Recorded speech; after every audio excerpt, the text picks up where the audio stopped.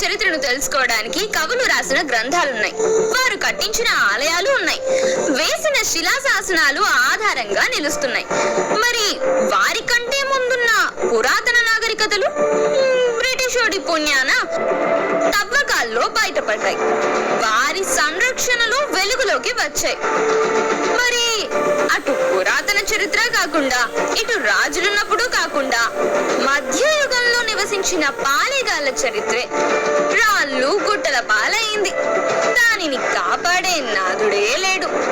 భవిష్యత్ తరాలకు రాజుల చరిత్రను, వారి తర్వాత వచ్చిన ఆంగ్లేయుల చరిత్రను, స్వాతంత్ర పోరాటాన్ని అందిస్తున్న మనం వారి మధ్యలో నివసించిన పాలెగాళ్లను మాత్రం పట్టించుకోవడం లేదు. వారి చరిత్ర బురుజుల్లా శిథిలమవుతోంది, కోటగోడలా కూలిపోతుంది, చెదలు పట్టిన పుస్తకంలా మారింది. అవసాన దశలో ఉన్న వారి చరిత్రను భవిష్యత్ తరాలకు అందించే పాలెగాళ్ళు ఎవరు? అది ప్రతి పల్లె నుంచి పుట్టాలి.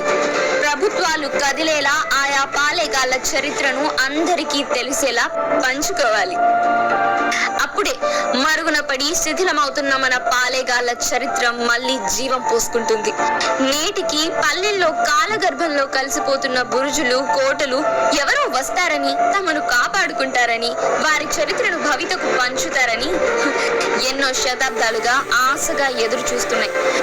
సీమ బిడ్డగా నాకు తెలిసిన పాలెగాళ్ల చరిత్రను ఈ కథనం ద్వారా మీ దృష్టికి తీసుకువస్తున్నాను. మరి మీరు సీమ చరిత్రను కాపాడాలంటే ఈ చరిత్ర అందరికీ తెలిసేలా షేర్ చేయండి. పాలెగాళ్ల చరిత్రను బ్రతికించండి.